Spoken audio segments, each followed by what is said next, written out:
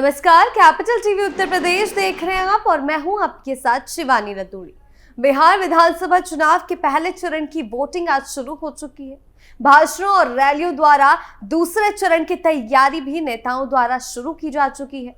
इन सबको देखते हुए दूसरे चरण की बात करें तो माहौल काफी गर्म है। इसी क्रम में उत्तर प्रदेश के मुख्यमंत्री योगी आदित्यनाथ बुधवार को बिहार पहुंचे। बिहार में गया जिले के वजीरगंज विधानसभा क्षेत्र में भाजपा प्रत्याशी वीरेंद्र सिंह के समर्थन में विशाल जनसभा को उन्होंने संबोधित किया। अपने आक्रामक अंदाज में योगी आदित्यनाथ ने राजद और कांग्रेस पर जमकर हमला बोला।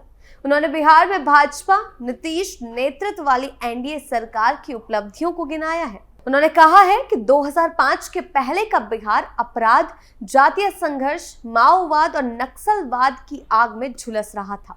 उस दौर में व्यापारियों, डॉक्टरों, इंजीनियरों, शिक्षकों और संभ्रांत लोगों की सुरक्षा खतरे में थी।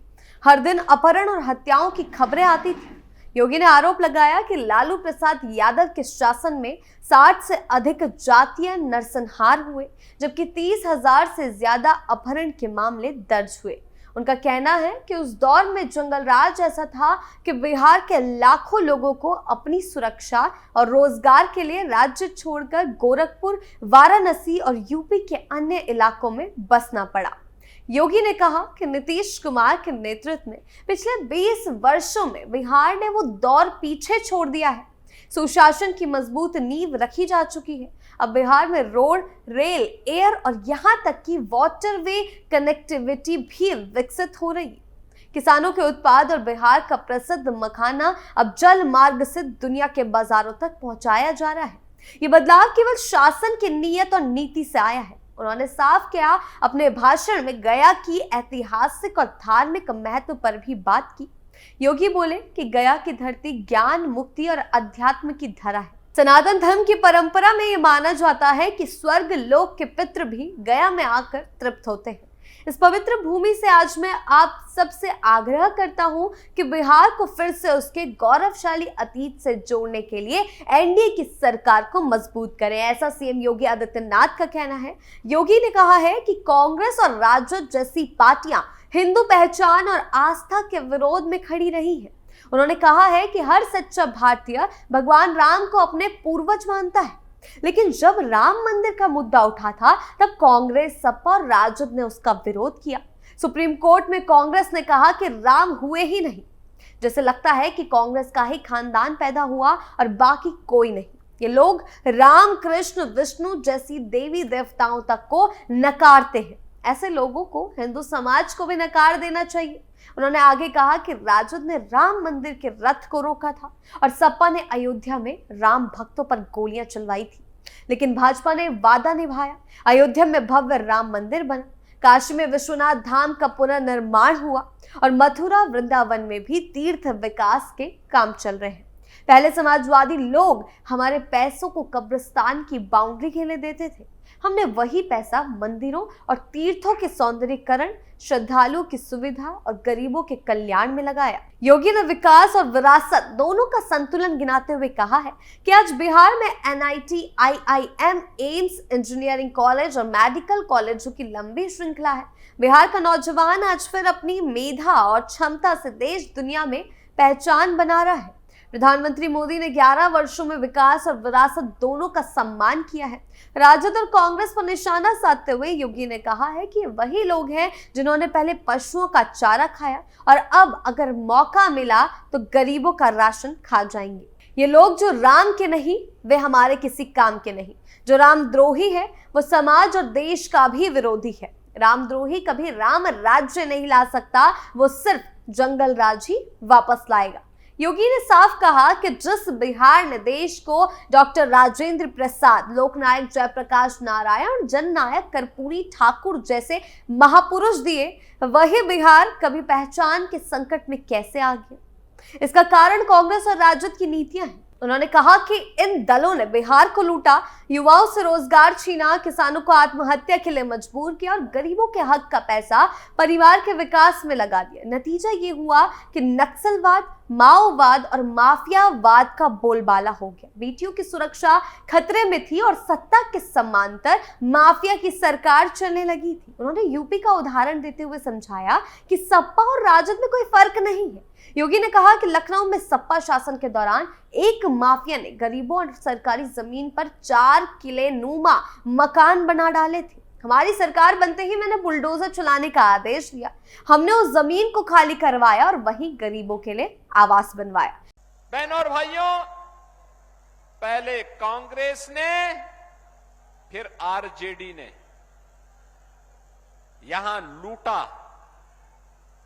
पहचान का संकट खड़ा किया, नौजवानों के रोजगार को छीना, अन्नदाता किसानों को बदहाल करके रख दिया, गरीबों को योजनाओं का लाभ नहीं दिया, विकास का पैसा अपने परिवार के विकास में लगा दिया। परिणाम क्या था? सब कुछ चौपट था। नक्सलवाद फैलता गया, माओवाद फैलता गया,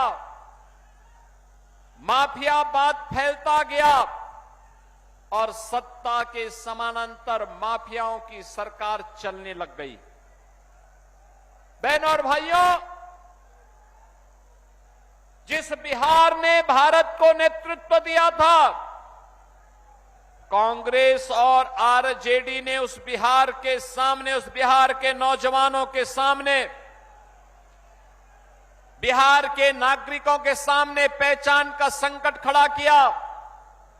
अन्नदाता किसानों को आत्महत्या करने के लिए मजबूर किया। बेटी और बहन के ऊपर सुरक्षा का संकट खड़ा किया और जब भी कानून व्यवस्था खराब होती है तो युवा परेशान होता है रोजगार के लिए, बहन और बेटी सुरक्षा के लिए परेशान होती है, व्यापारी अपना व्यापार समेट करके पलायन करता है, बाहर का कोई निवेशक नहीं आता है और परिणाम होता है विकास बाधित हो जाता है। उसी जमीन पर कार्तिक पूर्णिमा के दिन हमने गरीबों को घर सौंपा है।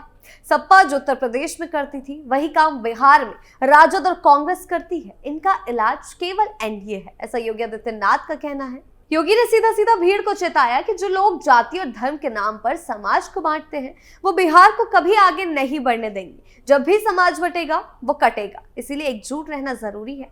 उनका कहना है कि कांग्रेस, सपा और राजद जैसी पार्टियों को भाजपा द्वारा शहरों के नाम बदलने से परेशानी होती है। योगी बोले कि हम नाम इसलिए बदलते हैं क्योंकि हमने अपनी विरासत और पहचान का सम्मान करते हैं। फैजाबाद का नाम अयोध्या इसलिए किया गया क्योंकि अयोध्या ही भगवान राम की जन्मभूमि है।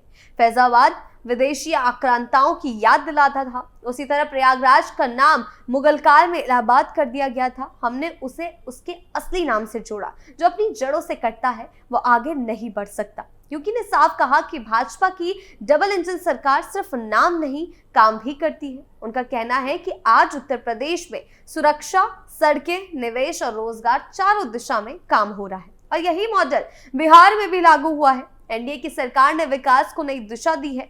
बिहार की सड़कों पर अब भय नहीं बल्कि विश्वास है और ये वही बिहार है जो कभी अपराध और अपहरण की राजधानी कहलाता था। योगी आदित्यनाथ ने अपने भाषण के अंत में कहा कि ये चुनाव सिर्फ सत्ता का नहीं है, पहचान और सम्मान का चुनाव है। जो बिहार को जंगल राज में धकेलने वालों को वापस लाना चाहते हैं, वो बिहार की भावी पीढ़ियों के साथ अन्याय करेंगे। इसीलिए याद रखिए, जो राम का नहीं वो हमारे किसी काम का नहीं। अब समय आ गया है कि बिहार और उत्तर प्रदेश मिलकर देश को एक नए भारत की ओर ले जाए, जहां विकास, सुरक्षा और सम्मान, यही 3 सूत्र राज्य और समाज की दिशा तय करे। कुल मिलाकर देखें तो योगी के भाषण से एक बात साफ निकल कर आ रही थी कि बिहार में एनडीए का शासन सुशासन की गारंटी है, जबकि महागठबंधन के आने का मतलब फिर से जंगल राज का आगमन है। एक और योगी ने विकास, कनेक्टिविटी और सुरक्षा के दावे की बात की तो दूसरी ओर विपक्ष पर परिवारवाद और भ्रष्टाचार का आरोप लगाया।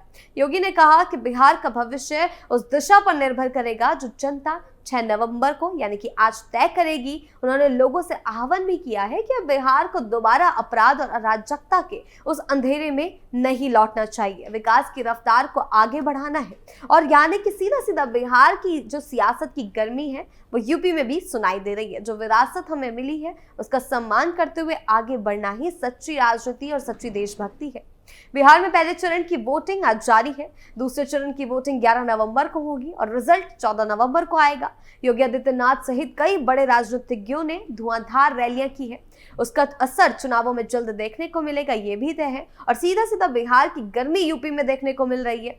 और सबसे बड़ी बात कि जिस तरह से जनता का रुझान देखने को मिल रहा है या फिर सर्वे रिपोर्ट की ही माने तो उसमें एनडीए को बहुमत मिलती दिखाई दे रही है। जो भी हो, बिहार चुनाव का रिजल्ट बहुत ही जल्द क्लियर कर देगा कि अगली सरकार बिहार में किसकी बन रही है और इससे यूपी में कितना असर पड़ने वाला है। आपकी इस बारे में क्या राय है, हमें कमेंट सेक्शन में जरूर बताएं। नमस्कार।